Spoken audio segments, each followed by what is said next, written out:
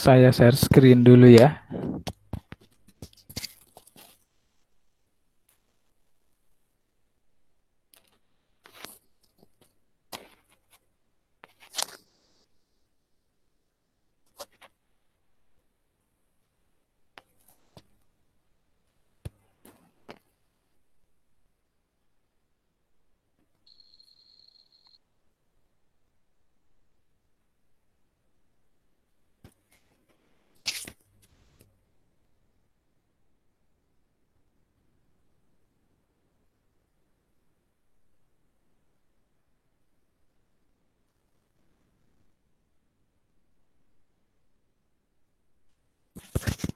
Screen saya sudah terlihat apa belum di teman-teman?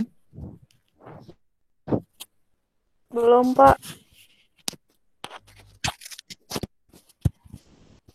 Oke, saya sudah share nih. Coba ada yang sudah nampak apa belum? Udah ada, Pak. Udah ada. Ada, Pak. Ada. Oke, sudah ya. Oke, kita mulai. Bismillahirrahmanirrahim. Assalamualaikum warahmatullahi wabarakatuh. Waalaikumsalam. Waalaikumsalam warahmatullahi wabarakatuh. Selamat pagi teman-teman Agri. Hari ini, pagi ini ya, kita berjumpa kembali pada perkuliahan online, perkuliahan daring pada mata kuliah dasar perlindungan tanaman ya, SAMPU.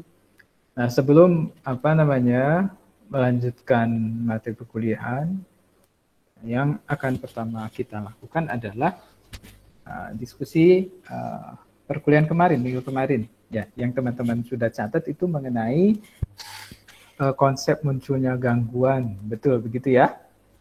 Ada yang mau ditanyakan dulu perihal itu atau tidak? Semuanya sudah paham? Ada? Paham. Paham ya? Jadi kemarin itu bercerita sebenarnya gangguan pada tanaman itu bakal ada kalau beberapa faktor yang dijelaskan itu ada. Kalau misalkan ada satu faktor yang tidak ada, maka gangguan itu tidak akan pernah ada. Contohnya yang segitiga. Yang segitiga itu apa aja 3 faktornya? Ayo coba review sedikit. Yang segitiga saja. Apa gangguan itu bakal ada kalau 3 faktor itu apa?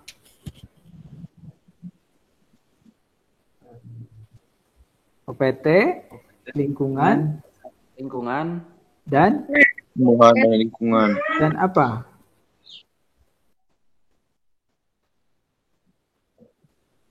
Satu apa satu? 1 lingkungan, 2 inang, 3 OPT.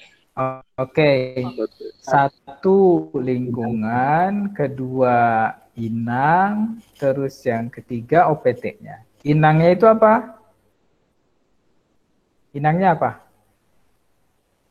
Yang tanaman budidaya. Oke, inangnya itu adalah tanaman budidaya yang mendukung OPT. Jadi antara lingkungan, tanaman, terus kemudian OPT-nya itu sendiri, semuanya itu harus ada. Baru bakal ada gangguan, gitu ya. Gangguan dari OPT tentunya. Nah, adanya gangguan OPT itu pertama harus ada OPT-nya dulu. Terus ada inangnya. Inangnya siapa? Tanaman budidaya. Kalau nggak ada tanamannya, ya OPT-nya mau ganggu siapa, begitu ya. Nggak ada objeknya. Harus ada subjek, ada objeknya. OPT-nya ada tanamannya tapi nggak ada OPT-nya, sama juga nggak bakal ada gangguan. Ada OPT-nya tapi tanamannya nggak bakal ada gangguan juga. Nah, ada OPT, ada tanaman, terus ada lingkungan. Lingkungan juga itu yang akan mempengaruhi keduanya. Lingkungan akan mempengaruhi tanaman, lingkungan akan mempengaruhi OPT. Apakah OPT-nya itu sesuai dengan lingkungan atau lingkungannya itu sesuai dengan kesesuaian dengan kehendak dari OPT, misalkan suhu dan kelembapan begitu. Apakah sesuai atau tidak untuk hidup si OPT? Nah, kalau sesuai, nah lihat apakah lingkungan mendukung juga si tanamannya. Jadi kalau tanaman tidak didukung lingkungan, biasanya tanaman juga akan sakit. Tanaman sakit itu biasanya akan susah untuk atau akan tidak disukai oleh OPT sebenarnya. Karena OPT juga mencari sumber makanan yang baik sama kayak kita aja. Kita cari makanan yang bagus, yang enak, yang bergizi begitu. Kalau misalkan makanannya itu kelihatan tidak enak, terus kemudian memang tidak layak dimakan, maka kita juga nggak akan memakan. Begitu juga dengan OPT, dia pilih-pilih tanaman. Mana tanaman yang bisa mensuplai kebutuhan nutrisinya dia. Nah, dia akan memakan itu. Sementara kalau tanamannya itu layu begitu. Hama juga hama nih, kalau kita bicara hama ya. Misalkan OPT-nya hama. Hama itu akan melihat si tanaman itu, kalau tanamannya itu segar, begitu bagus, nah, itu biasanya ada hamanya. Tapi kalau tanamannya layu, itu hama juga nggak mau. Teman-teman coba cek aja di apa namanya, di sekitar rumah, misalkan ada tanaman yang layu, itu ada hamanya atau enggak? Itu biasanya jarang. Karena si hama juga mencari makanan-makanan, mencari tanaman yang bagus, yang bisa mensuplai kebutuhan nutrisinya dia. Gitu ya. Dan konsep-konsep yang lainnya yang ada 4, ada 5. Nah, siapa itu, ada yang mau masuk lagi?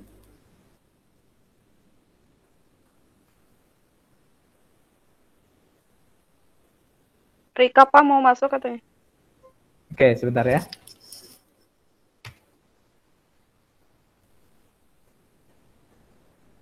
Sebentar. Mana Rita, silakan coba lagi.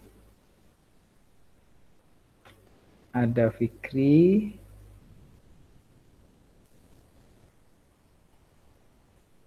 Terus siapa lagi? Rita, mau silakan. Dicoba lagi. Screen saya masih terlihat atau tidak?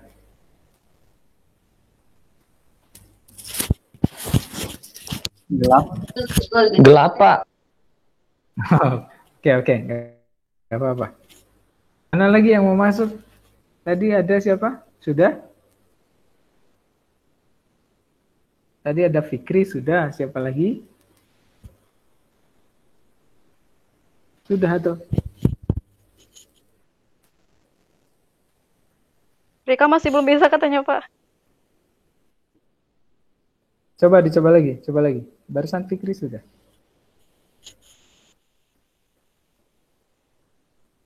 Coba lagi Rita. Siapa Rita ya?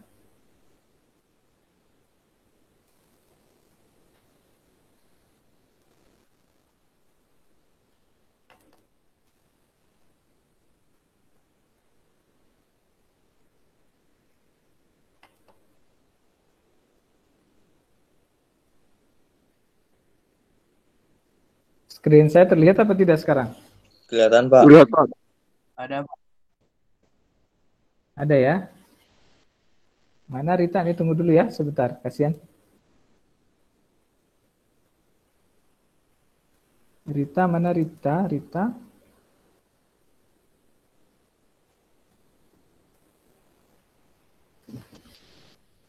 Masih belum bisa katanya Pak. Ini. Rika ya, Rika.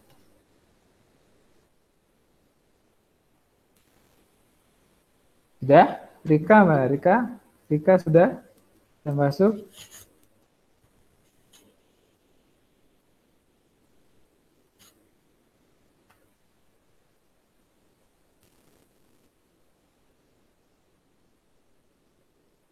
Mana?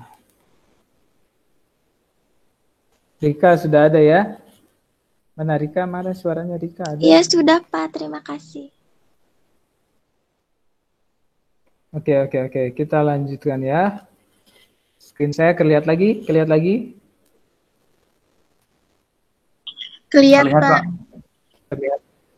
Terlihat. Oke, bahasan kita pagi ini adalah mengenai dinamika populasi.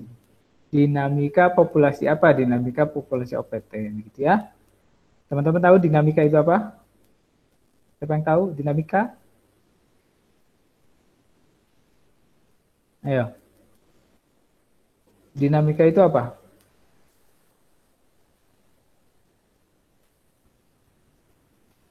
Ayo. Pasang surut bukan, Pak? Pasang surut, ya bolehlah. Ya, selain itu apa? Benar nggak? Nggak salah, nggak salah. Apa lagi? Pergerakan Dinamika itu mungkin, apa? Pak. Pergerakan, oke. Itu terus. Apa lagi istilah lainnya? Apa lagi? Dinamika. Pasang surut, pergerakan, sama lah ya. Bagus. Terus yang lain ada lagi istilah lain? Dinamika Naik itu turun. apa? Naik turun, pasang surut, naik turun. Oke. Terus apa lagi? Dinamika apa? Dinamika apa? Ayo. Yang Siapa lagi? Siapa mempelajari lagi? gaya dan Apa? porsi, Pak. Apa? Daya dan Gaya dan torsi dan efeknya pada gerak. Itu bukan, Pak. efek pada gerak. Oke. Ya, terus lagi. Ayo. Assalamualaikum, Pak. Dinamika. Ya, gerak. Pak, kenapa gerak. ya di Tadinya saya betul. suaranya, suara Bapak Ya, kecil banget, salam. Pak? Gimana? Ya, gitu. Semuanya, teman-teman coba semuanya suara saya terdengar kecil atau gimana? Pak, Kecil, Atau jelas? Iya, Pak. kecil banget suaranya, Pak. Jelas, Pak. Ada yang kecil. Kok saya Coba, Jelas. saya belum mungkin. coba Di ujung itu mungkin di handphonenya atas, coba. yang ada nomor. Coba di handphonenya mana tahu volumenya. Karena yang lain jelas ya. Khawatirnya kalau semuanya nggak jelas berarti di sayanya. Coba dicek lagi ya. Oke, ada lagi yang mau berpendapat dinamika itu apa? Ilmu tadi ada ilmu yang mempelajari apa? Ujung-ujungnya gerak juga tadi, pergerakan tadi ya. Oke lah, nggak salah, nggak ada yang salah. Belum ada yang salah, semuanya betul. Apa lagi? Dinamika apa? Tenaga, Pak. Apa? Tenaga? Oh, itu agak jauh. Ini baru agak jauh nih. Oke. Lanjut. Teman-teman boleh sambil cari searching apa tuh dinamika itu apa istilahnya. Banyak nanti bahasannya. Ilmu fisika. Ada? Suatu perubahan. Oke, suatu perubahan. Good. Nah, itu yang saya maksud. Jadi apapun tadi yang disampaikan betul ya, ada pasang surut, ada naik turun, ada pergerakan, tapi semua itu bermuara pada satu perubahan. Nah, yang kita bahas ada dinamika populasi. Nah, populasinya apa sekarang? Nah, coba, populasi apa? Ayo, teman-teman, ini lagi. Populasi apa? Perkumpulan orang-orang. Dinamikanya sudah apa gitu? Apa? Populasi itu Sekumpulan perkumpulan makhluk hidup, Pak. kelompok seseorang. Sekumpulan sekelompok orang-orang. Terus tadi apa? Sekumpulan makhluk Kumpulan hidup, Pak. tiap individu. Sekumpulan makhluk hidup. Terus. Makhluk hidup yang Sebentar, ini nggak jelas. karakteristik Siapa? Oke, ini lengkap nih. Kumpulan daripada makhluk hidup yang memiliki karakteristik yang sama. Oke, lanjut. Ada lagi? Populasi apa? Ya. Atau sudah cukup? Jumlah penghuni, Pak, yang mengisi Jumlah suatu penghuni. ruangan yang memiliki karakteristik berbeda. Yang memiliki karakter ini berbeda. Kalau tadi karakternya sama, ini berbeda. Oke, nanti kita lihat. Oke, ada lagi? Ada lagi nggak? Keseluruhan dari satuan-satuan atau Jumlah individu-individu. keseluruhan dari satuan-satuan atau individu. Oke. Ada lagi? Sekumpulan adalah dengan ciri-ciri yang sama di tempat yang sama. Oke, di lokasi yang sama, terus ciri-ciri yang sama atau karakteristik yang sama tadi ya. Terus ada lagi? Atau sudah?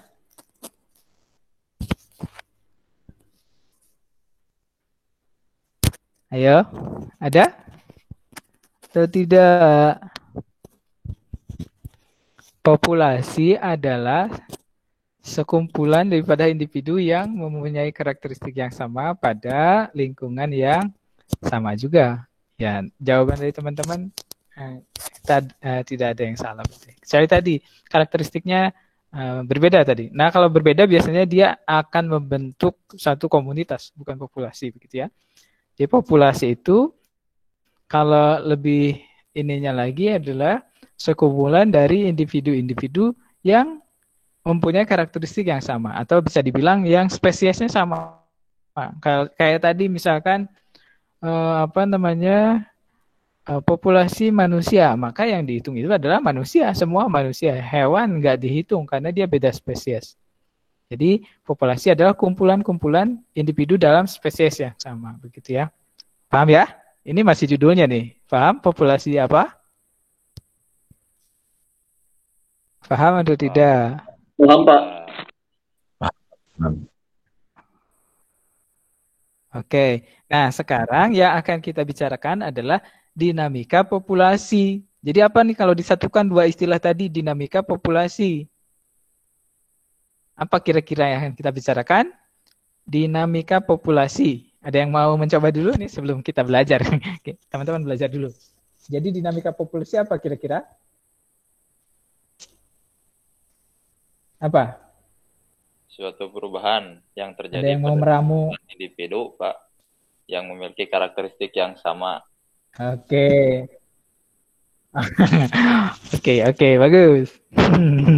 Oke, yang lain, ayo. Ada lagi atau sama Pak begitu kalimatnya? Ada? Ayo silakan. Jadi dinamika populasi itu akan mempelajari bagaimana perubahan terhadap populasi atau perubahan yang terjadi pada populasi. Perubahan apa? Ya paling tidak perubahan jumlahnya kan? Karena populasi berbicara jumlah daripada individu-individu yang ada dalam satu lingkungan yang sama. Gitu ya. Paham sampai sini? Tujuannya nanti kita akan belajar mengenai dinamika populasi. Nah, cuma pertanyaannya lagi, populasi siapa nih yang akan kita bicarakan? Apakah tadi populasi manusia? Tentu tidak. Yang akan kita bicarakan adalah dinamika populasi OPT atau organisme penggaung tanaman. Misalkan dinamika populasi hama, berarti itu yang akan kita bicarakan. Kalau populasi manusia, ya itu mah tugas Pak RT lah yang kerja ya. Tugas Pak RW gitu, tugas sensus gitu. Itu yang menghitung jumlah daripada warganya. Nah, kalau yang kita pelajari hari ini adalah dinamika populasi hama gitu ya. Lanjutkan. Nah, dari mana ya? Ini ada di sini dari atas nih. Lihat, dari tanaman. Ini tanaman budidaya. Ini kursor saya jelas terlihat oleh teman-teman? Gerak-gerak nih. Kurang, Nggak Pak. kelihatan, Pak. Jelas atau tidak? Tidak. Tapi gambarnya kelihatan Nggak jelas, kan? tapi tidak. Gambarnya kelihatan atau Gambarnya tidak? kelihatan. Kelihatan, Pak, Kelihatan gambarnya. Pak gambaran. Oke. Perhatikan gambarnya ya. Gambar paling atas itu adalah tanaman. Benar ya? Aras tropi ke-1. Kalau saya bilang tingkat tropik pertama biasanya posisinya paling bawah kalau di dalam segitiga ekosistem. Jadi tanaman sebagai produsen, terus kemudian ada herbivore. Herbivore itu apa? Ayo kita ulang lagi. Herbivora itu apa? Hewan yang memakan tumbuhan. Herbivora apa? Tumbuhan. Oke, organisme Memakan tumbuhan. yang memakan tumbuhan atau tanaman. Oke, good. Jadi bukan hanya hewan ya, tapi organisme, manusia juga. Tapi yang kita bicarakan hari ini adalah hewan. Herbivore. Hewan yang yang memakan, yang mengonsumsi tanaman. Tanaman atau tumbuhan? Apa bedanya tanaman sama tumbuhan? Iya. Tanaman sama tumbuhan bisa bedanya apa? dibudidayakan. Kalau tumbuhan hanya tumbuh. Kalau tumbuhan? Ya, oke. Sifat Kalau liar, Pak. tanaman biasanya yang dibudidayakan. Kalau tumbuhan biasanya Iya, liar Pak. begitu ya. Good. Semuanya paham betul itu ya. Nah, jadi si herbivore itu bisa makan tanaman, bisa juga makan tumbuhan.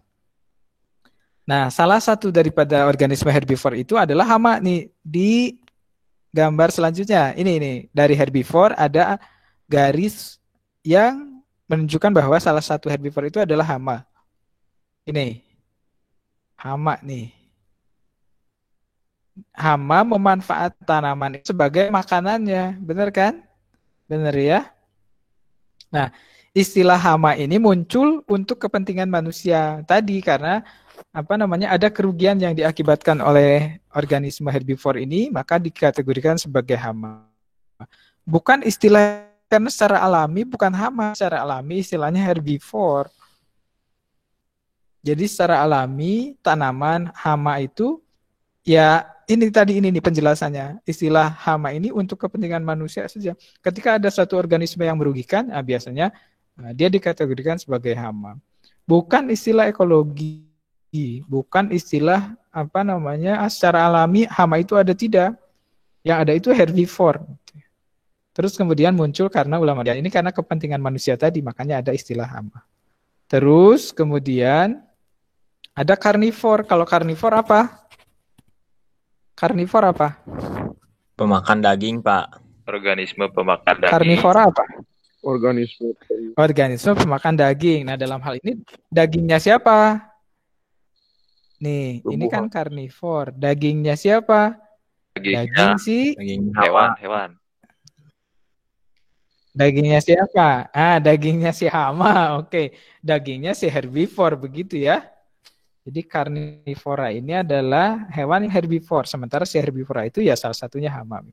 Nah, si karnivora ini contohnya ada predator, ada parasitoid.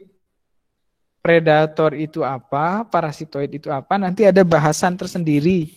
Nih ada tulisannya musuh alami. Nanti ada pengendalian menggunakan musuh alami. Ini nanti kita pelajari pada pertemuan khusus mengenai pengendalian secara musuh alami. Kita akan berbicara mengenai predator dan parasitoid. Gitu ya. Terus kemudian ada karnivora lagi. Biasanya kan begitu ya. Jadi si karnivora ini makan herbivore, si karnivora ini juga dimakan oleh karnivora lain yang lebih tinggi tentunya. Contohnya lagi apa? Ini predator lagi, dan yang ini hiperparasitoid. Kalau yang ini parasitoid, ini hiperparasitoid. Nah, nanti ini akan kita pelajari pada pertemuan khusus mengenai pengendalian secara hayati menggunakan musuh alami. Musuh alaminya apa? Ya salah duanya ini predator dan parasitoid. Oke ya, sampai sini dulu ya. Kita hanya bicara mengenai posisi si herbivore, si karnivor itu bagaimana begitu. Nah, selanjutnya ini perkembangan populasi hama. Perkembangan populasi hama. Ini anggaplah satu spesies hama begitu ya. Lihat di ini biasanya sumbu X-nya X dan Y.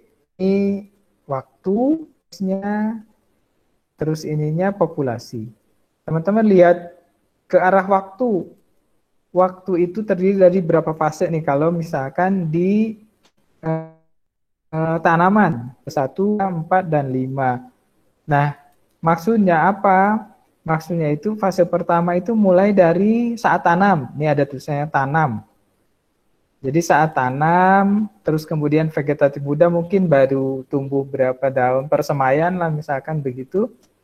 Terus kemudian ada fluktuasi populasi sampai panen. Maksudnya dari sejak tanam ini kita bicara tanamannya dulu.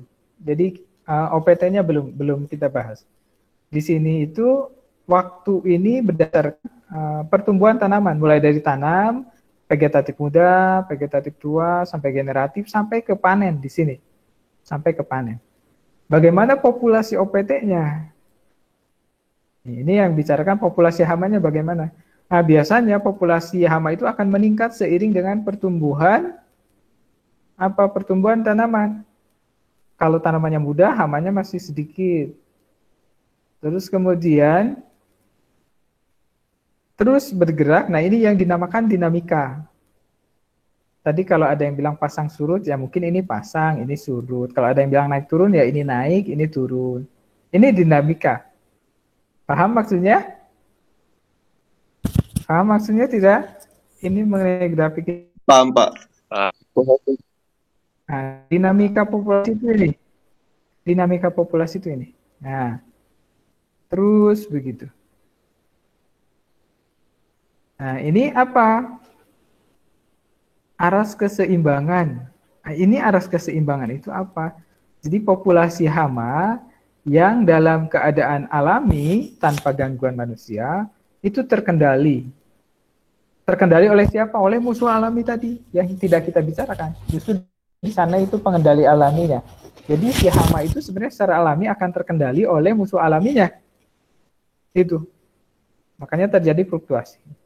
Aras keseimbangan itu maksudnya populasi hama yang masih bisa dikendalikan oleh musuh alaminya. Di sini nih, berapa jumlah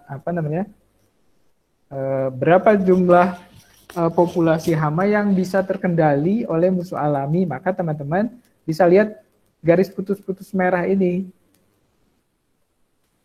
Karena ini aras keseimbangannya. Maksudnya apa? Kalau misalkan populasi itu masih ada pas di garis merah bawahnya, itu tandanya populasinya aman. Kita tidak perlu melakukan pengendalian apa-apa.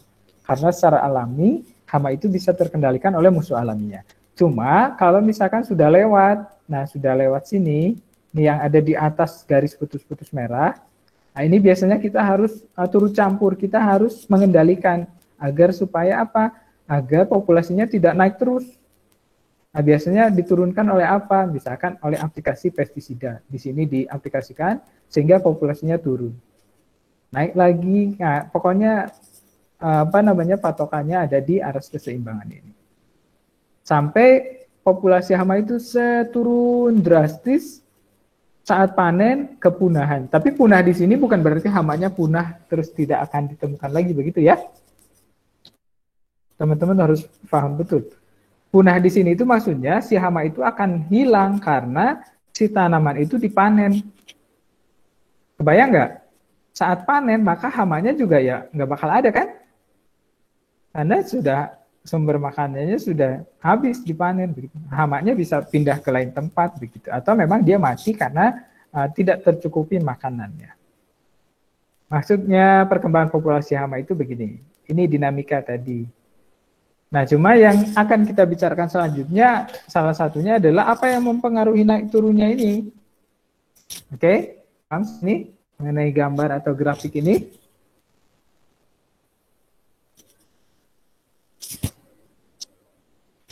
Paham atau tidak? Iya, Pak. Paham, Pak. Lanjut ya. Nah, ini pertumbuhan populasi. Jadi tadi ya, kalau pertumbuhan berarti anggaplah grafiknya itu yang naik. Yang naik kalau misalkan pertumbuhan populasi ini, misalkan di sini. Dari A ke B itu kan naik terus. Nah, yang mempengaruhi naiknya populasi itu apa? Terus nanti yang mempengaruhi turunnya populasi apa? Kita akan bicara di slide ini. Nah, pertumbuhan populasi ini ada rumusnya nih kurang lebih begini. P2 itu ini populasi akhir.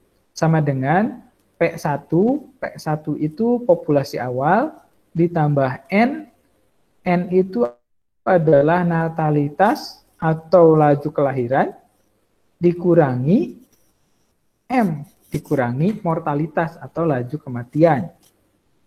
Terus ini plus minus itu maksudnya, bisa ditambah atau bisa dikurang dengan D. D itu apa? D itu adalah penyebaran atau dispersion. Bagaimana kita bisa menentukan itu ditambah atau dikurang? Rumusnya, lihat si penyebarannya. Apakah terjadi emigrasi? Kalau emigrasi apa? Teman-teman tahu emigrasi dan imigrasi bedanya apa? Ayo, emigrasi itu apa? Imigrasi mah dari luar ke dalam, kalau imigrasi dari luar ke dalam ke luar. Oke, good. Gitu mungkin, Pak. Kalau emigrasi itu dia adanya pergerakan dari mana?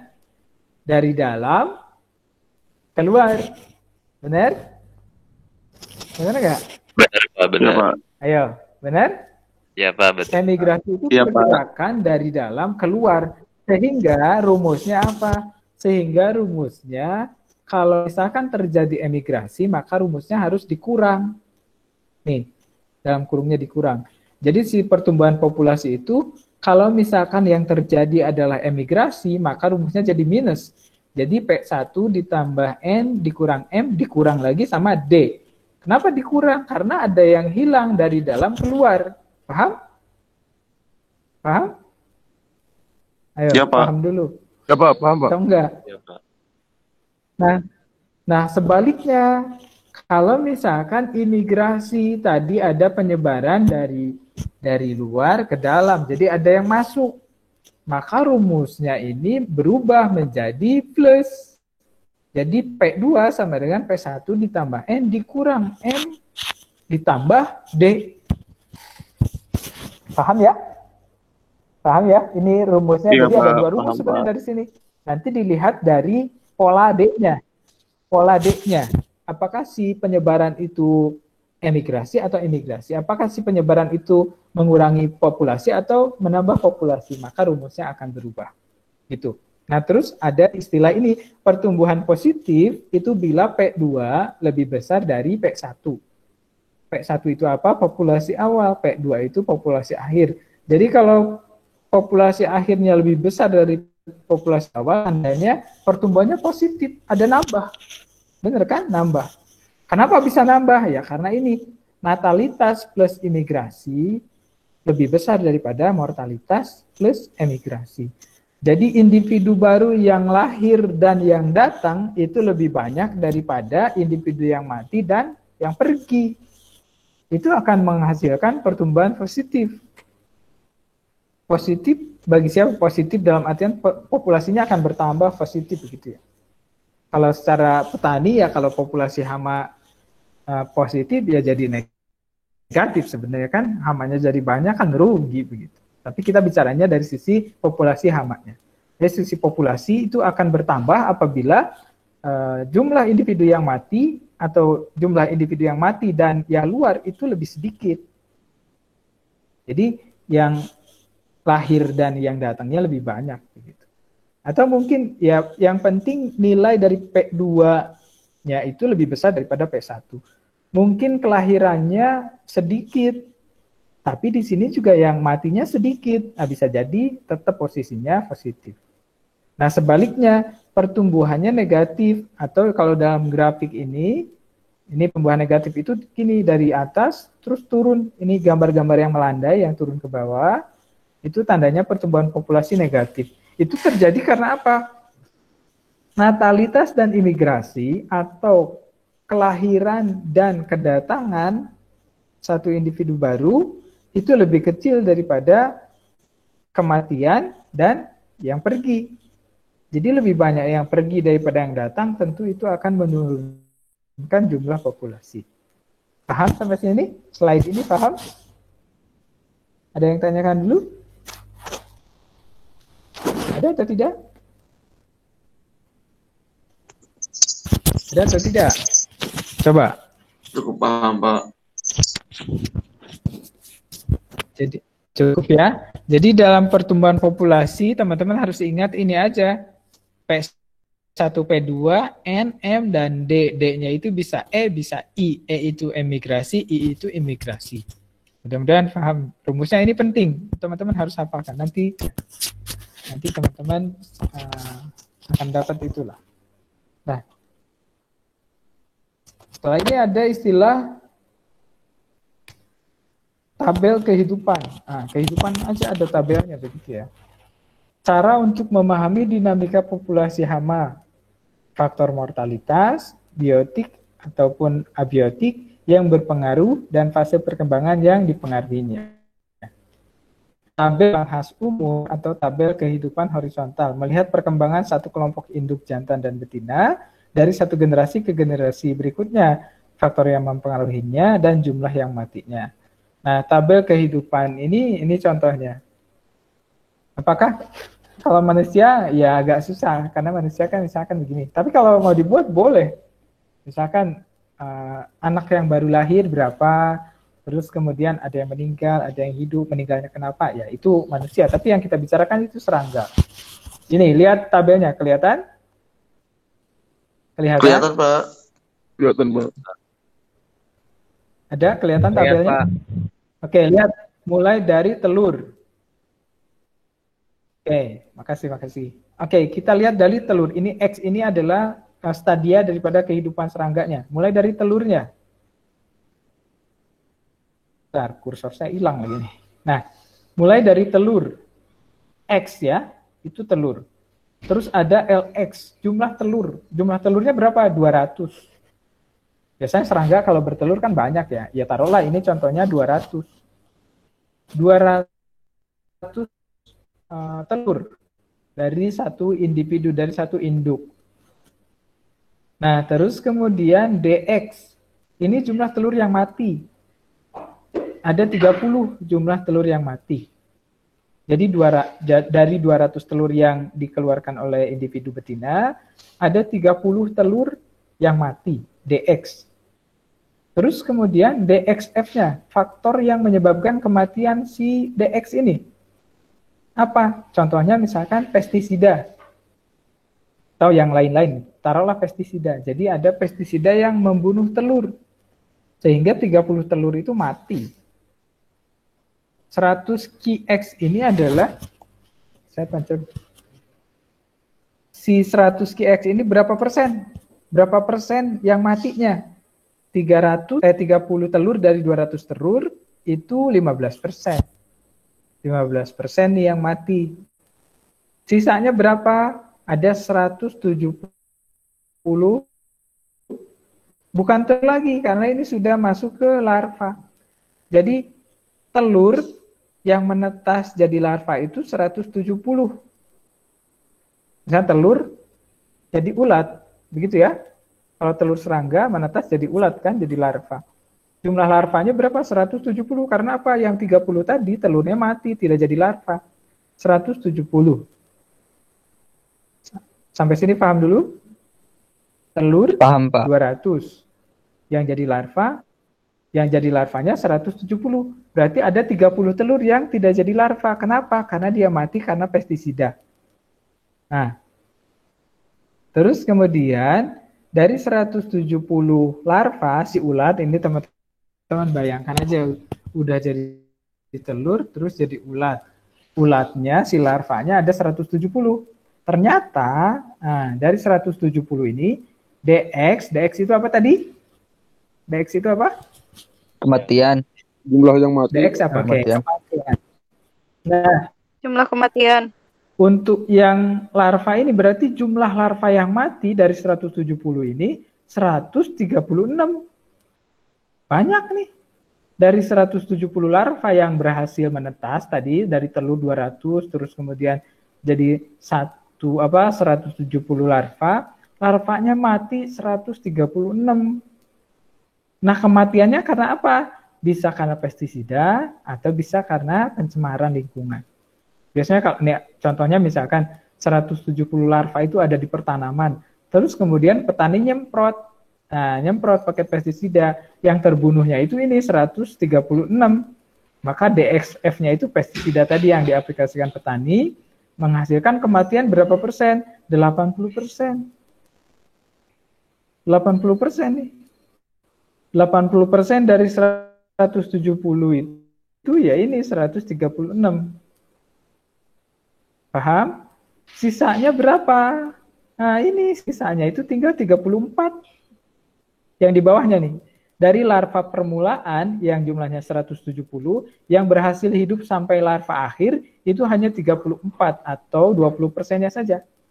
Karena yang 80%, 136 larva itu mati karena pestisida. Nah, terus kemudian dari 34 larva akhir itu biasanya dia yang sudah besar, ulatnya sudah besar, mau berkepompong, mau jadi pupa. Dari 34, ternyata ada 13 larva yang mati karena parasitoid. Terus ada 6,8 larva yang kena penyakit. Terus ada yang kena faktor lain-lain, ada 10,2. 10,2 ditambah 6,8 ditambah 13. Ini mati semua. Mati semua ya. Hingga akhirnya larva akhir itu jumlahnya berapa? Larva akhir 34 yang mati ini kurang lebih ini penyebabnya parasitoid, penyakit dan lain-lain. 90% larva akhirnya mati. Sehingga yang tersisa hanya 10% saja. 10% dari larva akhir yang berhasil menjadi kepompong. Larva akhir yang berhasil menjadi pupa. 10% dari 34 adalah 3,4 individu. Ada 3,4 kepompong. Nah, si pupa ini juga si kepompong ini masih saja ada yang mati karena parasitoid dan lain-lain. Ini misalkan sisanya berapa? 25%-nya mati, maka sisanya ada 2,5 imago. Nih, imago. Imago itu serangga dewasanya, apakah itu jadi kupu-kupu, jadi kumbang, atau apapun begitu ya. Jadi dari 200 telur ini yang diletakkan, yang dikeluarkan oleh imago jantan, ternyata hanya 2,5 individu. Ini kalau dibulatkan bolehlah jadi 3 misalkan. Dari 200 telur yang diletakkan, dari 200 telur yang dikeluarkan individu betina, ternyata hanya jadi 3 individu saja. Ini kebayang berapa tingkat kematiannya? Kalau 3 dari 200 berapa persen? Sangat sedikit, 1,5% begitu ya. Imago ada 3, taruhlah 3 ya. Teman-teman susah ngebayangin ini ada serangga 2,5 individu, gimana? Yang satu mah kepalanya doang, misalnya enggak kan, maksudnya ini kan rata-rata, misalnya dibulatkan jadi 3. Nah, penyebab kematian daripada si telur-telur ini, si individu-individu ini bisa macam-macam, mulai dari pestisida, parasitoid, predator dan lain sebagainya. Ini salah satu contoh tabel kehidupan. Nah, di sini kalau berbicara dinamika populasi tadi, siapa yang menyebabkan perubahan dinamika populasi tadi? Ini bisa pestisida, bisa pencemaran, ini kan lingkungan ya. Terus parasitoid, ini juga lingkungan sebenarnya. Cuma kalau pencemaran itu lingkungan abiotik, kalau parasitoid itu lingkungan biotik. Teman-teman tahu bedanya abiotik dan biotik kan? Kalau yang abiotik itu lingkungan yang karakternya tidak hidup, bukan makhluk hidup. Tapi kalau biotik itu lingkungan yang karakternya hidup, makhluk hidup. Parasitoid, predator itu kan tadi organisme karnivor begitu. Tabel kehidupan.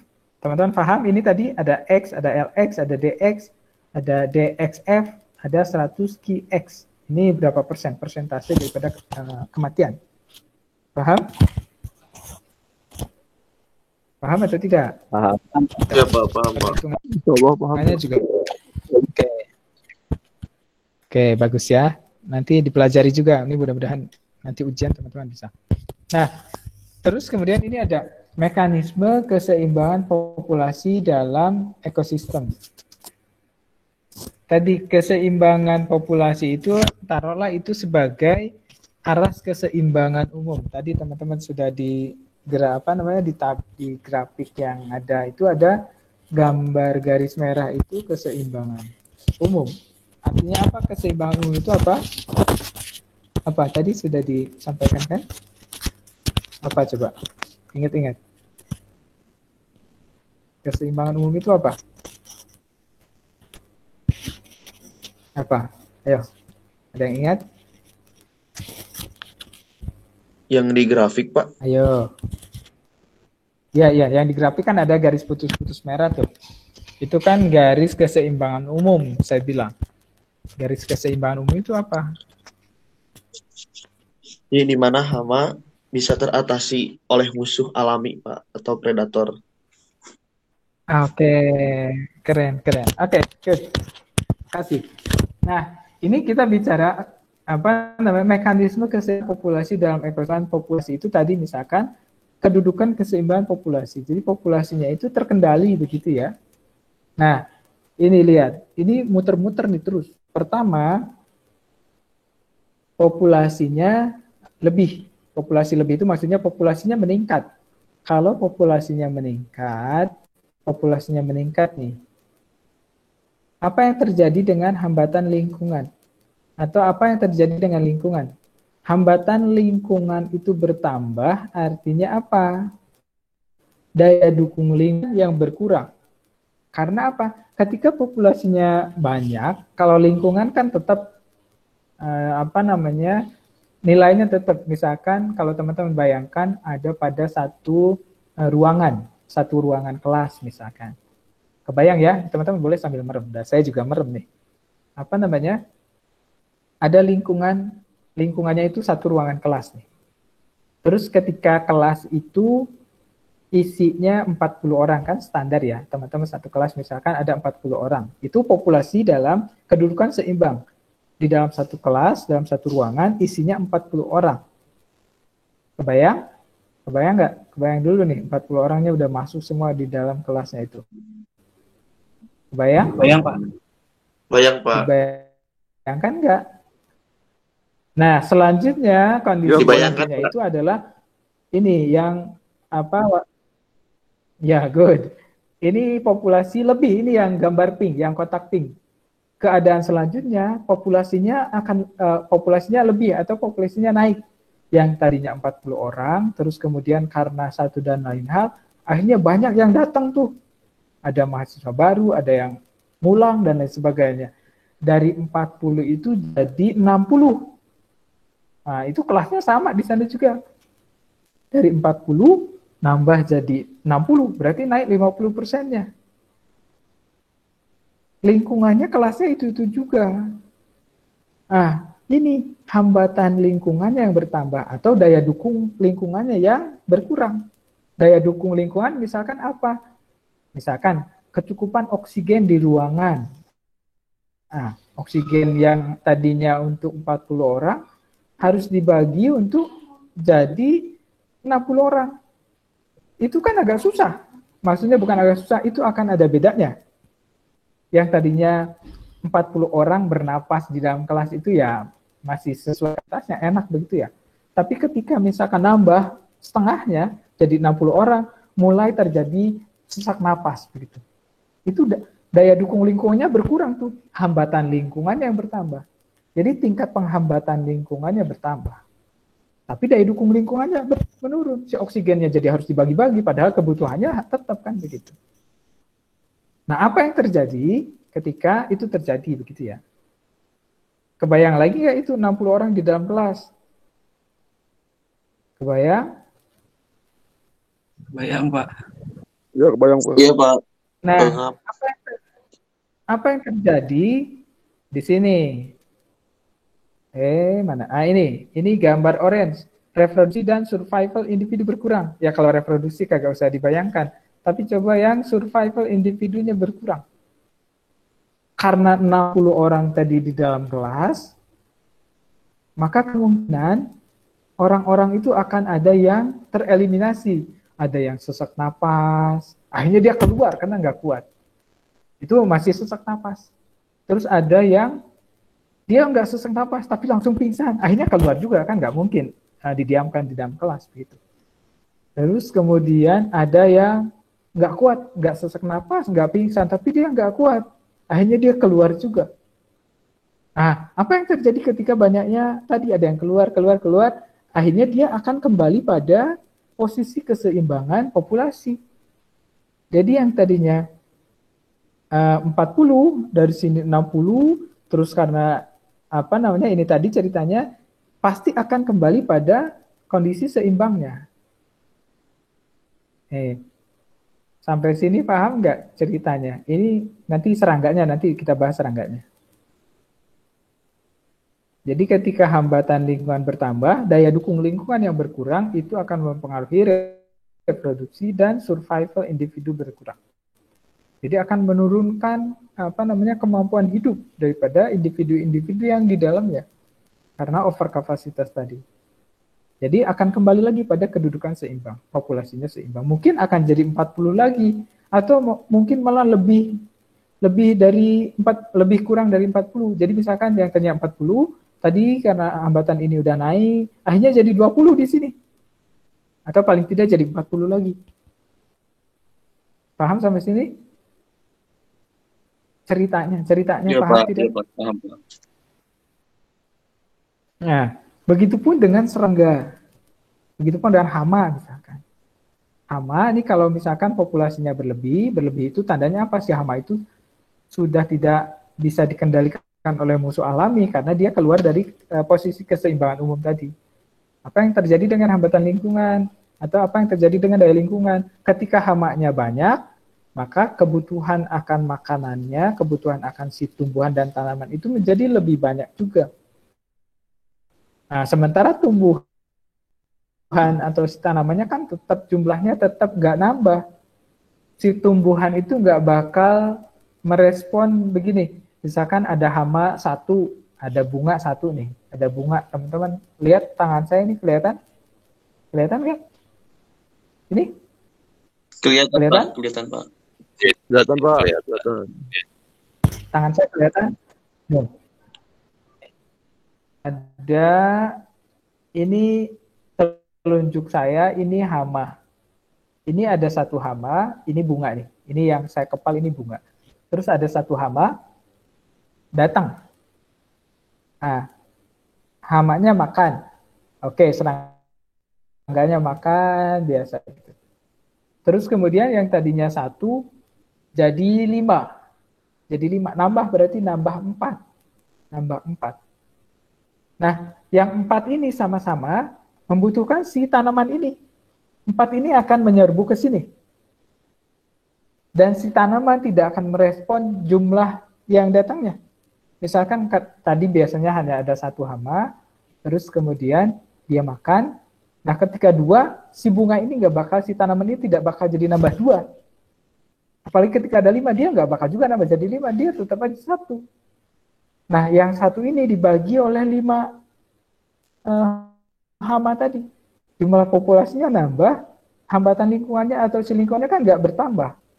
Yang bertambah itu jadi hambatan lingkungan. Bagaimana si tanaman itu mencukupi kelima ini? Yang tadinya kalau satu individu tercukupi, yang 5 ya paling berbagi begitu. Apa yang terjadi dengan yang 5 ini? Nah, tadi reproduksi, misalkan kemampuan reproduksinya jadi menurun. Karena apa? Karena tadi yang tadinya makannya cukup, dia jadi tidak cukup. Terus survival individu, keberlangsungan dari hidup 5 ini. Bisa jadi yang 5 ini juga berkompetisi bagaimana dia bisa memanfaatkan sumber daya yang terbatas. Sumber daya yang tidak bertambah, sementara individu mereka bertambah. Berkompetisi, siapa yang menang, tentu dia yang makan. Yang kalah, ya dia yang mati duluan biasanya. Terus belum mati, kelaparan dulu deh. Kelaparan dulu, baru mati. Nah, itu ketika populasinya ini sudah kembali kepada keseimbangan populasi. Ini kan tadi nih ceritanya. Jadi ketika tadi populasinya bertambah, di sini terjadi populasinya berkurang. Berkurang karena apa? Karena tadi di sini pada faktor-faktor ini ada hambatan lingkungan yang bertambah mengakibatkan populasi hama berkurang. Nah, apa yang terjadi dengan populasi ketika berkurang? Lingkungannya tetap, populasinya berkurang. Maka hambatan lingkungan berkurang, daya dukung lingkungan akan bertambah. Ini kebalikan daripada sebelumnya. Contohnya gimana? Tadi misalkan ruang kelas tadi. Ini kalau berbicara ruang kelas lagi. Yang ruang kelas itu kapasitasnya untuk 40 orang, tiba-tiba yang isinya itu hanya 10 orang. Kebayangkan si kelas itu menjadi luas untuk 10 orang, untuk 10 individu. Untuk populasi yang jumlahnya 10, padahal kapasitas kelasnya 40. Apa yang terjadi dengan ini? Ketika daya dukung lingkungan meningkat atau hambatan lingkungan berkurang. Ini tadi reproduksi dan survival individu meningkat. Yang 10 ini dia bisa dengan bahagia, dia bisa dengan senang hati karena dia punya ruangan yang luas begitu.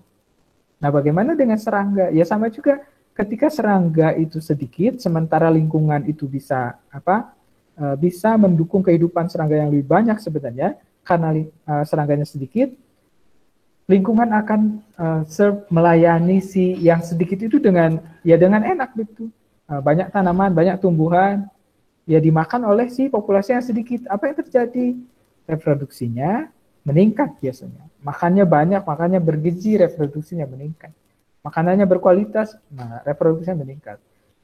Survival individu, kemampuan individu untuk bertahan hidup juga jadi meningkat karena dia nggak terlalu banyak, nggak harus kompetisi dengan yang lain, karena dia juga ketercukupan makanannya tercukupi. Nah, ketika ini meningkat, dia akan kembali lagi pada kedudukan yang seimbang. Tadi yang tadinya dari 10 tadi, balik lagi ke posisi 40 lagi. Nah, 40 lagi, ketika 40 lagi, biasanya dari 40 ini terjadi lagi populasi lebih, lagi terus, begitu seterusnya. Mekanisme keseimbangan populasi dalam ekosistem itu terjadi sirkular, akan berulang-ulang begitu. Nah, ini paham ya ceritanya kanan kiri? Bisa dicerna? Paham, Pak. Iya, Pak. Bisa dicerna? Oke, Siap, mudah-mudahan ya paham. Nah, ini tadi yang jadi tanyaan, itu kan populasi lebih atau populasinya berkurang, itu karena apa? Nah, ini kita bicarakan faktor-faktor yang mempengaruhi itu. Naik turunnya populasi itu dipengaruhi pertama oleh kemampuan hayati atau potensi biotik atau potensi genetiknya. Jadi berapa dia mampu melahirkan individu baru, maka itu biasanya akan mempengaruhi laju kenaikan populasinya. Nah, terus kemudian naik turun populasi dipengaruhi oleh hambatan lingkungan tadi. Jadi kalau hambatan lingkungannya meningkat, biasanya populasi akan turun. Sementara hambatan lingkungannya menurun, populasinya akan meningkat. Begitu cerita yang sebelumnya barusan kan. Nah, hambatan lingkungan itu apa saja? Kalau di sini kan tadi teman-teman cuma hambatan lingkungan bertambah, di sini hambatan lingkungan berkurang. Saya contohnya tadi hanya ruang. Nah, sementara ada lagi ini hambatan lingkungan itu apa saja? Yang pertama ada faktor ekstrinsik atau dari luar. Dari luar, faktor ekstrinsik, faktor dari luar. Lingkungan terdiri dari, tadi saya bilang ada biotik dan ada abiotik. Yang biotik salah satunya makanan, predasi, dan kompetisi. Makanan itu ya si tumbuhan, si tanaman itu kan biotik. Predasi itu proses adanya makan dan dimakan antar individu yang predator. Ada predator, ada mangsa, predasi prosesnya. Kompetisi juga. Kompetisi ya sama juga, antar satu spesies yang sama berkompetisi untuk memanfaatkan makanan yang sama. Itu faktor ekstrinsik. Ceritanya tadi lah sudah. Terus kemudian yang abiotik, ada tanah dan air. Ini faktor lingkungan juga, tanah dan air.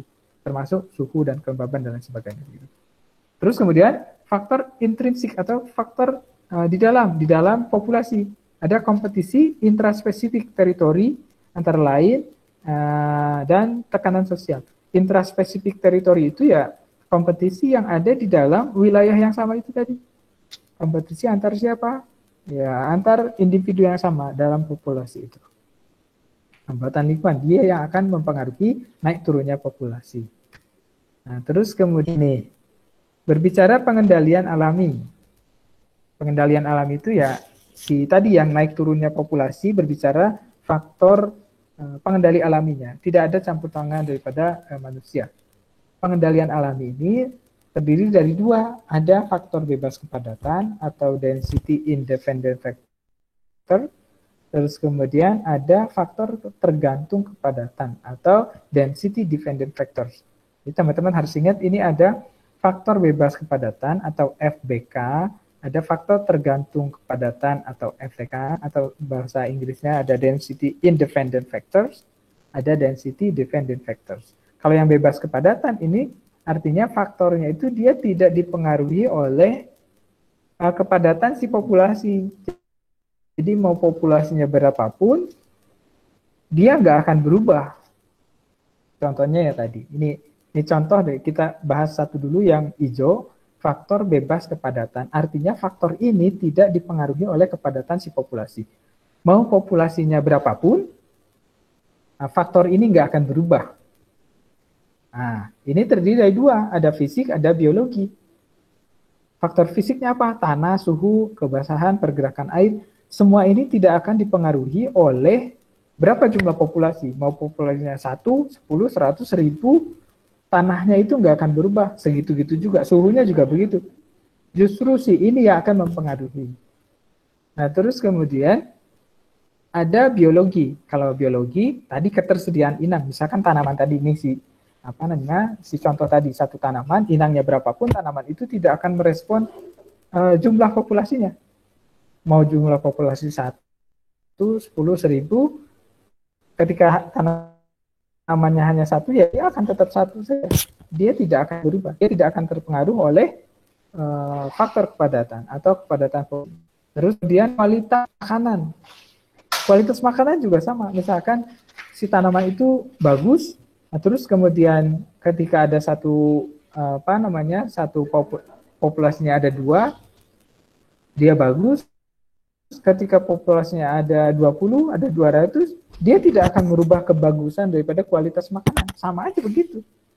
Ini maksud dari faktor kepadatan. Tapi ini mempengaruhi tadi di grafik sebelumnya yang ini nih. Ya, di sini lingkungan ini tadi. Lingkungan ini. Jadi lingkungan itu ada yang terpengaruhi oleh populasinya, ada yang lingkungan itu tidak sama sekali dipengaruhi oleh populasinya. Paham sampai ini yang hijau dulu? Faktor bebas kepadatan maksudnya gimana? Ada faktor fisik, ada faktor biologi. Paham? Ada yang mau tanyakan dulu nggak? Paham, Pak. Ada yang mau tanyakan dulu nggak? Paham ya? Nah, kita geser ke sebelah kanan.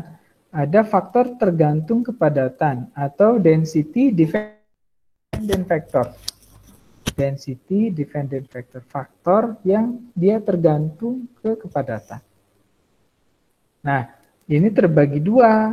Ada pertama, ada tidak timbal balik. Jadi dia tidak timbal balik. Jadi dia tidak timbal balik. Maksudnya dia tidak akan merespon jumlah populasi, tapi dia terpengaruhi oleh jumlah populasi. Misalkan ini makanan.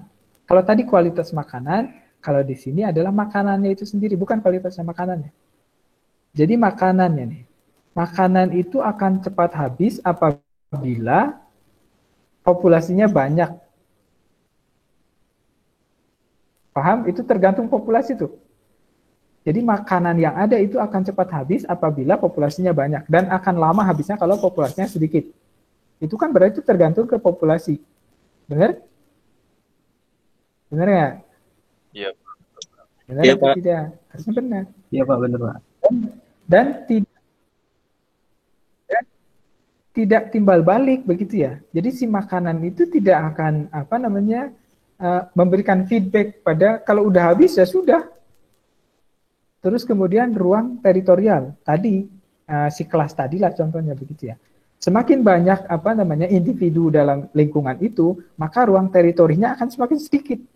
Kalau dibagi rata, itu penguasaan ruangnya akan semakin sedikit. Semakin banyak individu, maka semakin sedikit penguasaan lahannya, penguasaan ruang teritorinya. Tidak timbal balik. Jadi ya udah ruangnya segitu. Kalau misalkan individunya banyak, penguasaan atau ruang teritori yang dimanfaatkan setiap individu itu akan lebih kecil.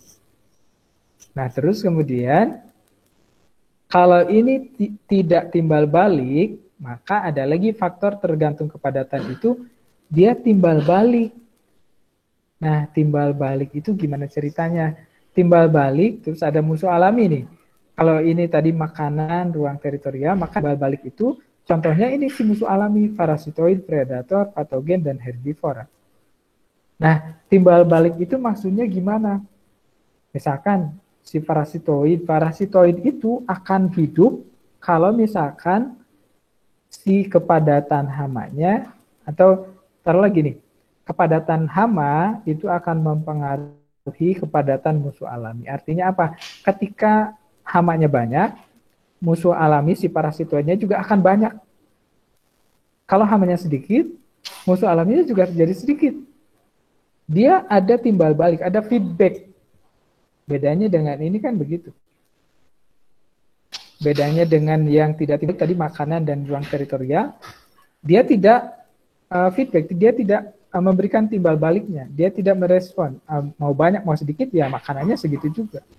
Nah terus kemudian timbal balik yang ada timbal baliknya yang kasih feedback itu misalnya predator. Predator itu dia bisa makan, predator itu dia bisa jadi banyak kalau misalkan hamanya banyak. Si kepadatan populasi mangsanya banyak. Sebaliknya kalau misalkan populasi predator juga karena dia nggak ada makanannya atau makanannya sedikit, hidupnya dia juga populasi predatornya jadi sedikit. Begitupun patogen. Patogen itu mikroorganisme penyebab penyakit. Ya, dia akan sedikit kalau misalkan objeknya sedikit. Dia akan banyak kalau misalkan objeknya jadi banyak. Terus herbivora.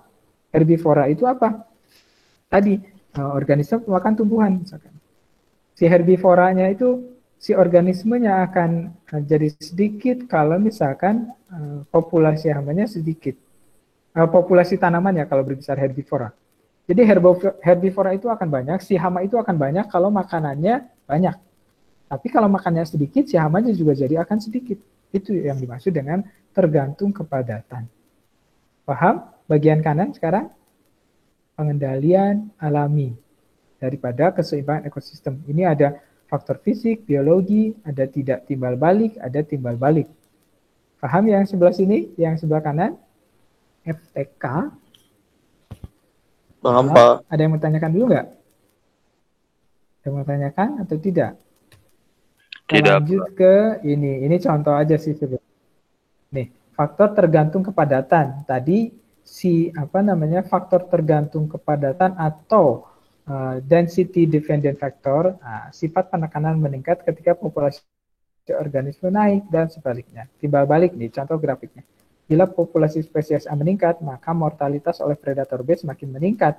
Demikian sebaliknya. Karena apa? Karena si predator juga dia bisa makan banyak. Karena si A-nya banyak. Ini faktor bebas kepadatan, sementara kalau yang bebas kepadatan dia turun, faktor terkait kepadatan dia naik. Gitu. Jadi ini contoh, yang timbal balik itu tadi predator. Predator itu akan selalu mengikuti mangsanya. Mangsanya banyak, dia bisa banyak juga. Karena banyak yang dimangsanya. Si mangsanya sedikit, predator juga akan sedikit. Karena apa? Ya karena yang dimakannya juga jadi sedikit. Itu timbal balik maksudnya. Jadi ada feedback si predator terhadap populasi mangsanya. Gitu. Terus kemudian ini tidak timbal balik. Jadi pada ruang dan makanan yang terbatas terjadi kompetisi spesies untuk mendapatkannya. Mortalitasnya tinggi. Nah, ini tidak timbal balik ketika populasi A naik, makanannya naik. Ini tidak demikian. Jadi kalau populasi A-nya naik, makanannya tetap saja. Tidak juga misalkan populasi B turun, makanannya turun. Ketika yang memakannya sedikit, jumlah makanan itu nggak bakal jadi sedikit, ya tetap saja segitu. Ini tidak timbal balik contohnya. Kalau yang tadi kan, yang ini timbal balik contohnya predator dan mangsa. Kalau ini mangsanya itu misalnya si makanan dengan apa? Dengan yang memakannya. Jadi tidak ada timbal balik berkaitan dengan ini. Jumlah makanan. Tadi sebelumnya saya sudah jelaskan juga. Jadi jumlah makanan itu tidak akan terpengaruh oleh berapa yang akan memakannya dia. Itu tidak timbal balik atau tidak ada feedback gitu. Nah, ini faktor bebas kepadatan. Jadi ini nggak ada bebas kepadatan misalkan lingkungan 30. Jadi populasinya berapapun biasanya pada suhu 35 derajat Celcius ini dapat menyebabkan orang kapas mati. Gitu. Jadi berapapun populasinya tetapnya begitu, mortalitasnya begini. Nah, terus kemudian ini ada grafik lain begitu. Ini berbicara mengenai dinamika populasi dan perlakuannya. Ini biasanya dinamika populasi tadi dipengaruhi oleh apa? Oleh tadi ada yang datang, ada yang pergi, ada yang mati, ada yang lahir. Nah, yang aras keseimbangan tadi. Taruh keseimbangan itu adalah posisi di mana populasi hama dapat terkendalikan secara alami oleh musuh alami. Kalau naik, berarti harus ada perlakuan. Ini biasanya pakai pestisida. Nah, pakai pestisida yang terus-menerus, dampak negatifnya apa? Biasanya dampak pestisida itu salah satunya ini ada musuh alami mati karena pestisida. Selain daripada hamanya mati, musuh alaminya mati. Apa yang terjadi dengan hama ketika musuh alaminya mati? Dia akan naik drastis. Nah, naik drastis itu ya ini pasti akan lebih banyak. Aras keseimbangannya jadi akan naik juga. Nah, kebutuhan di aplikasi pestisida biasanya akan lebih meningkat. Nah, sementara ini kalau misalkan menggunakan musuh alami. Nah, dia musuh alami yang diaplikasikan, dia akan turun. Nah, ini musuh alami yang kerja, nih musuh alaminya turun, begitu. Ke sini sampai akhirnya aras keseimbangannya turun.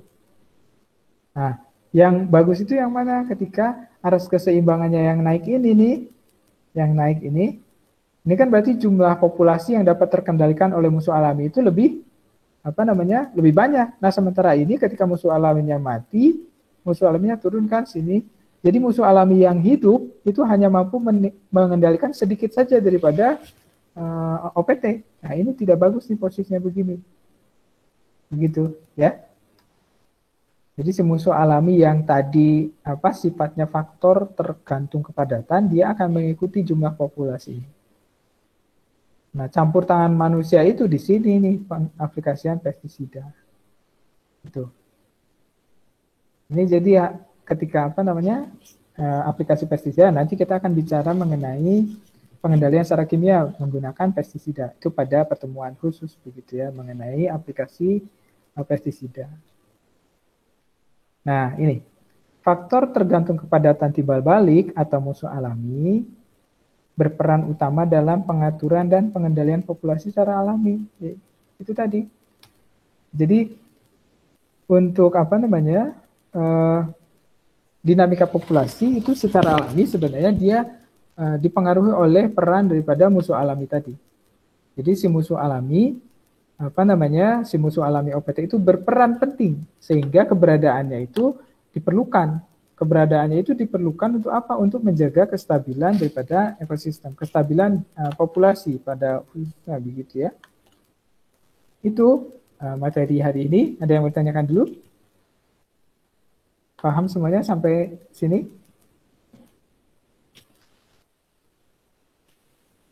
Ayo, ada yang mau tanyakan dulu nggak? Ada atau tidak? Tidak atau ada? Ada atau tidak? Cukup jelas, Pak. Atau saya tanya dulu? Jelas, Pak, jelas. Cukup jelas ya, mudah-mudahan jelas. Kalau ada yang mau ini intinya ini, dinamika populasi itu dipengaruhi oleh apa? Pertama, kelahiran itu natalitas. Terus kemudian selain daripada natalitas, dipengaruhi oleh mortalitas. Mortalitas itu kematian. Terus kemudian ada emigrasi. Emigrasi itu pergerakan dari mana kalau emigrasi? Dari dalam keluar. Dari dalam keluar, Pak. Keluar atau dari dalam keluar itu emigrasi. Itu akan mempengaruhi jumlah populasi menjadi menurun. Nah, sementara ada imigrasi, pergerakan dari luar ke dalam, ada masuk populasinya akan bertambah. Terus kemudian selain daripada tadi, teman-teman harus tadi pahami betul mengenai faktor-faktor yang mempengaruhinya. Ada faktor tergantung kepadatan, itu adalah faktor-faktor yang dia akan terpengaruh oleh jumlah daripada populasinya. Sementara ada faktor tidak tergantung kepadatan atau independent factor. Jadi faktor yang independen dia tidak terpengaruh oleh kepadatan. Jumlah kepadatan populasinya berapapun, dia akan tetap pada posisinya. Jadi dia tidak akan merespon itu. Terus ada faktor yang timbal balik, ada yang tidak timbal balik. Nah, nanti mengenai teman-teman pahami betul kalau ada yang mau didiskusikan nanti bisa diskusi apa di setelah kuliah misalkan atau saat praktikum teman-teman boleh begitu ya. Sampai sini sementara tidak ada yang mau ditanyakan? Oh, izin bertanya, Pak. Tidak, saya absen dulu nih. Izin bertanya, Pak. Siapa? Monggo silakan. Ari? Siapa? Yasir, Pak. Ya, silakan. Apakah musuh alami bisa dikembangkan, Pak, oleh manusia gitu? Sehingga jadi Oke, Yasir. ya gitu, Pak. Apakah musuh alami bisa dikembangkan atau diperbanyak sehingga tidak Oke, bagus pertanyaannya. pestisida gitu, Pak? Oke, good. Bagus Yasir pertanyaannya. Senang sekali nih dapat pertanyaan ini. Musuh alami itu bisa dikembangkan. Dilestarikan lebih tepatnya. Kalau dikembangkan, di kita masih belum ada musuh alami predator, parasitoid, itu masih belum banyak yang dikembangkan karena banyak pertimbangannya. Tapi kalau entomopatogen itu sudah ada produk komersilnya untuk musuh alami. Tapi kemudian kita bisa melakukan konservasi musuh alami. Ini juga ada pada bahasa nanti, salah satunya pengendalian serta hayati. Ada bahasan konservasi musuh alami. Itu bagaimana kita bisa mengupayakan musuh alami itu tidak hilang di alam gitu, tidak hilang di pertanaman. Jadi nanti ada upaya-upaya yang bisa kita lakukan untuk melestarikan musuh alami. Harapannya apa? Ketika musuh alamnya lestari, maka secara alami musuh alami itu bisa mengendalikan hama-hama yang ada di pertanaman. Jadi apa? Jadi kita tidak harus selalu menggunakan pestisida. Betul tadi kata Yasir, biar kita nggak usah pakai pestisida gitu. Bisa ada pelestarian musuh alami namanya. Upayanya begitu. Gitu Yasir ya. Bagus pertanyaannya, terima kasih. Ada yang lain? Paham Ya, Yasir? Pak, paham, Pak. Izin bertanya, Pak.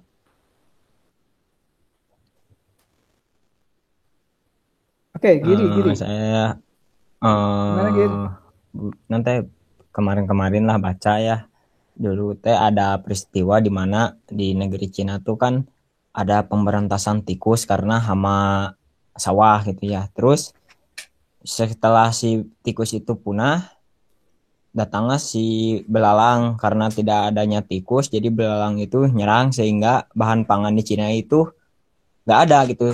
Sempat dulu Cina itu nanti tragedi nggak ada pangan gitu Pak, kelaparan gitu. Nah jadi si tikus itu musuh petani atau musuh hama gitu Pak?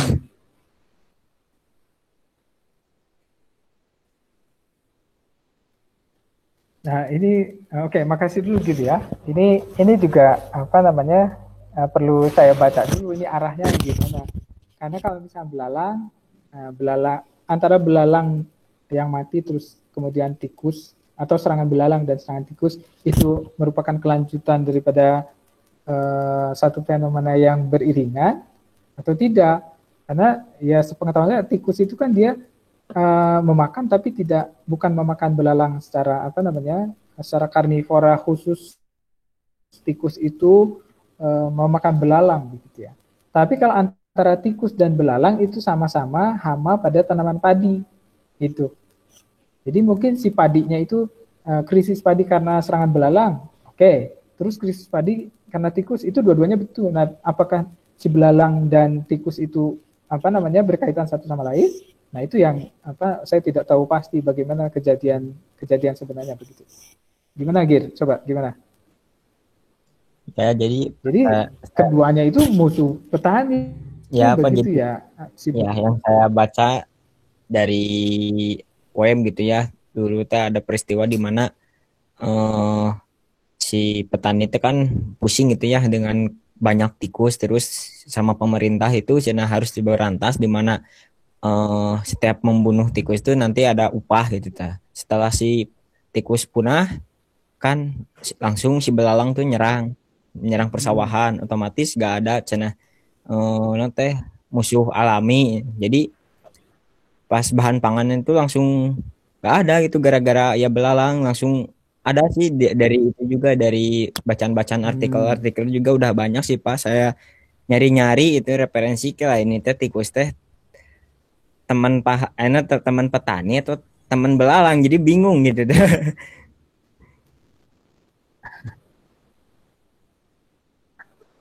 Iya ya, nanti coba bisa di-share Giri ya. Bagus tapi bagus bacaannya.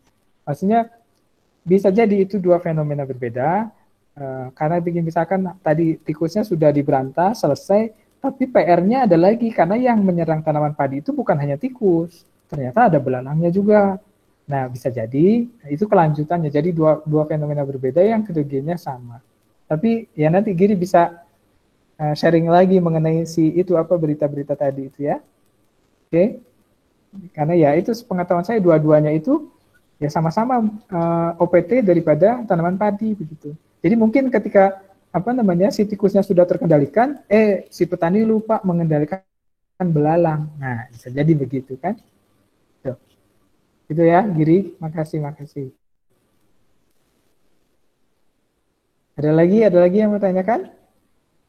Kalau tidak sampai saya absen ya. Wawan, ada Iya, Wawan? Pak. Jika misalkan belalang tadi Hadir, hilang, Pak. Mana? Selesai ada yang mau nanya dulu nih. tadi kan Gimana kita? pemberantasan belalang Kalau gitu belalang? ya. Bagaimana apakah dapat berpengaruh gitu terhadap ekosistem jika Iya. belalang itu sendiri hilang gitu, Pak?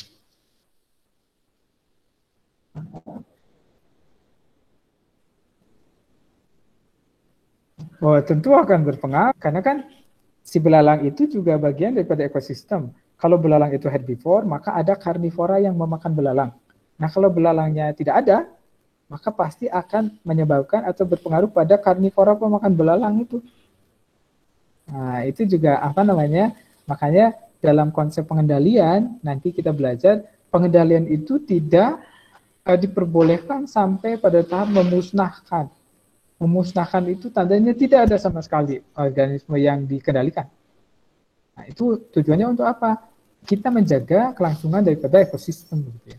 Jadi tadi kalau misalnya belalangnya diberantas, nah, itu pasti akan berpengaruh pada ekosistem. Gitu. Itu ya? Itu ya? Paham? Ya, Pak. Terima kasih, Pak. Paham? Siapa tadi? Yasir ya?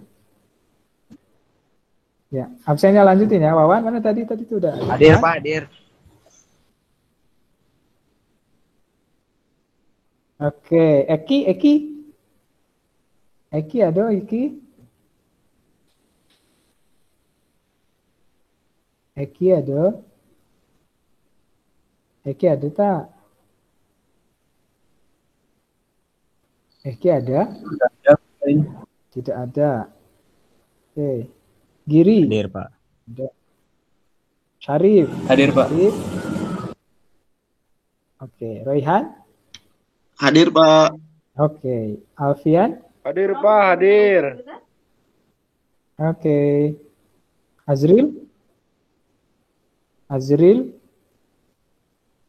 Azril ada? Muhammad Azril.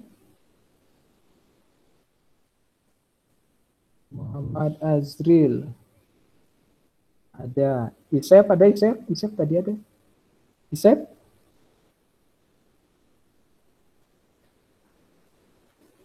Keluar sendiri, Isep Pak. ada Tadi mana? Isep? Iya, tadi saya juga lihat ada ya. Yasir ada. Vidya, Ayu, siapa ini? Vidya, Ayu, Tari, ada? Hadir, Pak. Vidya, manggilnya siapa? Vidya. Ayu ya? Vidya aja. Oh, Vidya, oke, Vid. Iya. Rahman, David. Hadir, Pak. David, ada David? Ada, Pak, hadir. Oke. Ai, ada Ai? Oke. Hadir, Pak. Ai, ada tadi ya? Hadir. Ai, ada. Oke. Ata?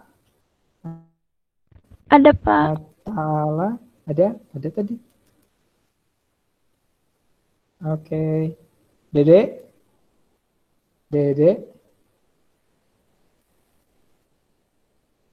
Dede ada enggak? Dede Fatur Rahman. Enggak ada. Ari ada Ari? Hadir, Pak, hadir. Ari ada? Hadir. Siapa itu? Ari? Ari, Pak, Ari hadir. Oke, Ari ya. Irsyad, Irsyad. Hadir, Pak. Oke, Irsyad. Hadir. Hadir, Pak.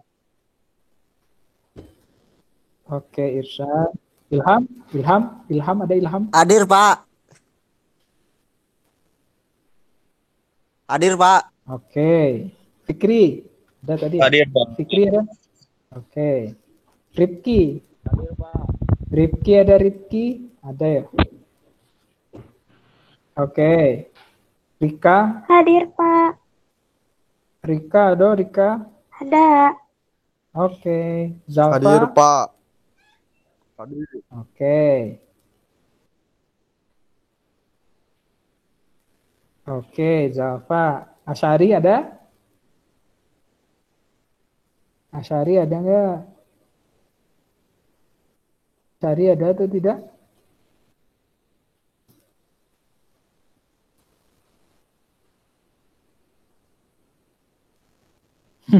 Tidak ada. Ini Giri baca apa lagi? Ya. Oke, ini sambil sharing aja ya. Giri bilang, apa dari Instagram tikus pas dicek lagi di web jadi burung pipit. Dikutuk. Mana gimana coba beritanya Pak Giri, mana Giri, coba cerita lagi dong, cerita si burungnya gimana? Ya jadi gini Pak, Gimana kemarin cerita si burungnya kemarin gimana? pas malam lah bari sambil scroll Instagram kan suka gitu ya lihat-lihat yang tragedi-tragedi gitu. Nah, pas malam itu tikus gitu ya, tikus karena gini. Gimana? Tapi pas tadi saya cross check lagi, kok jadi burung pipit nih? Kok jadi pas tadi saya sambil baca-baca ternyata si pemerintah ya pemerintah Cina itu apa ya terlalu banyak, katanya terlalu banyak burung pipit atau burung gereja, dan jadi yang saya baca tadi itu jadi kebanyakan burung pipit sampai diburu sampai habis. Nah, kan kalau burung pipit itu makanannya selain gandum atau padi bisa juga belalang. Nah, ketika si burung itu punah atau habis di daerah tersebut, datanglah belalang sebagai hama gitu ya. Jadi si musuh alami burung tuh musuhnya belalang tuh nggak ada, jadi kesempatan untuk belalang. Nah, jadi si bahan pokok dari negeri Cina itu habis gitu sama belalang, dan terjadilah peristiwa kelaparan di Cina terbesar gitu ya, jadi paling parah di Cina. Itu Pak ada linknya di saya udah di share juga untuk dibaca-baca lagi Pak. Oke, good. Iya, oke. Nah, kalau itu saya udah nggak perlu link, itu sudah kebayang. Masuk nalar begitu ya. Itu betul, karena kalau musuh alaminya hilang, bisa jadi yang jadi hamanya jadi outbreak atau meledak populasinya. Itu bagus Giri. Terima kasih ya. Itu pengetahuan juga buat teman-teman. Bagaimana pentingnya musuh alami ini. Ya. Terima kasih Giri ya. Oke. Presensinya sudah semua. Kecuali tadi Giri ada yang tidak hadir. Azril, Eki, Dede, Asyari, atau itu yang memang tidak ambil itu ya? Yang tidak ambil. Kalau Azril ada Pak? Azril sama Asyari ada, tapi orang itu enggak ini benar Pak. Mungkin lagi ke WC. Iya. Oh ada. Oh, oke lah. Tuh belum. Itu di mana ya? Siapa yang ada? Azril, Pak. Iya, Pak. Siapa yang ada? Azril. Sama siapa? Azril sama Asyari. Sama Asyari ada. Siapa? Coba dibantu teman-teman ya. Pak. Azril ada tadi. Dede nggak ada, Dede? Nggak bisa masuk katanya Pak. Mungkin telat gitu. Azril sama Asyari. Siapa? Asyari. Oh, ya udah nggak ada berarti. Eki ya Eki. Eki ada atau tidak? Eki ada atau tidak? Coba. Nggak ada kan? Nggak ada. Nggak ada, Pak.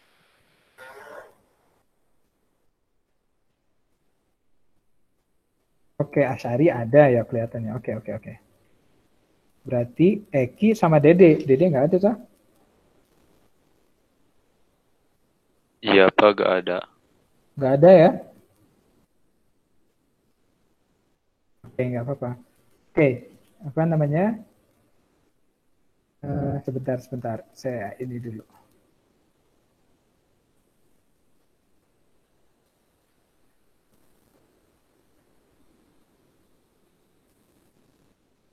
Ada lagi yang mau ditanyakan? Itu bagus tuh, kayak Giri tadi ya. Kita sharing gitu. Ada ilmu baru tuh. Apalagi kata Giri itu apa beritanya baru ya, baru nggak tahu barunya berapa tahun atau mungkin baru kemarin. Nah, itu bagus bisa teman-teman bisa berbagi. Paling tidak menelaahnya ya enak begitu ya. Apa namanya? Faktual berkaitan dengan perlindungan tanaman. Gitu ya. Masuk kemarin kan waktu teman-teman buat berita-berita itu bagus untuk menambah wawasan begitu ya. Nah, kemudian apa namanya untuk